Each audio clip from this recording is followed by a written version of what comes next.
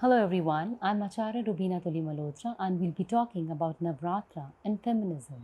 The egalitarian concept of feminism was discovered and celebrated through Navratri, the 9 days for the 9 moods, 9 women ranging from mild to the wild, from compassion to retribution, from love to war, from defense to defiance, but all raw and expressive.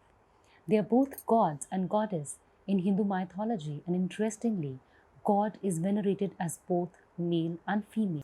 Navratra is this unbroken observance of goddess worship, the divine feminine, who has strongest presence as the Devi, where the goddess is viewed as central in existence.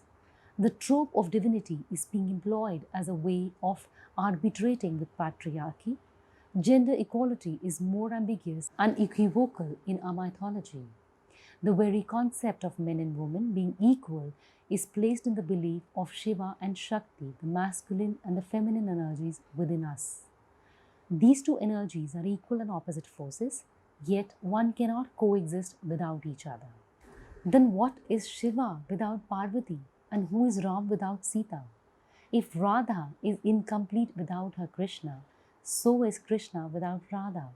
In mortal terms, what would the Pandavas be without Draupadi? The mild-mannered Lakshmi and the quick-witted Saraswati, the bloodthirsty avenging Kali, are all the recognition of various forms of women. It is a subtle shade of unity and sisterhood that is seen in the mythology through its underlying and distinct subtextual premise of divinity, which points to the difference between the spirit and the body, the soul and the flesh.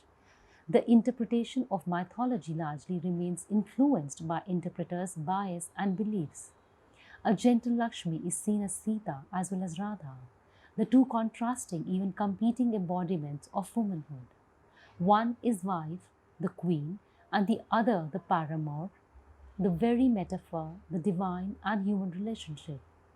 Durga is the Adi Shakti, taking form from the combined energies of the male gods, stridently aggressive, striding on the line of misogyny, patriarchy.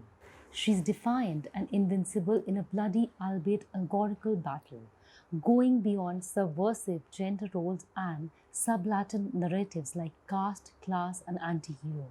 She is the warrior goddess, combating evil Asura, the king Mahisasura, who symbolically represents the dark forces of ignorance and chaos cloaked by outer appearances. She displays the fierceness of protective mother goddess, willing to unleash her violence and wrath against wrong, personified in the form of Kali, to empower life and creation through destruction. The fight is of the good over evil, justice over injustice of tyranny, bias and exploitation, which are all forms of iniquities faced by women in society. Within the great symbolic value and veneration of the feminine, there lies the element of power, choice, and freedom every woman is entitled to have. Be it Parvati when she creates a child from her own, without the man, Saraswati who prefers to remain childless in her higher goal for knowledge and learning, or Rati with her enormous female sexual power, or Ganga with her power of plenty to nurture, Radha the symbol of freedom and power to love. Power and all the other emotions are experiences of women who are acknowledged and recognized. It is not the reverence or the worship, but the recognition and the celebration.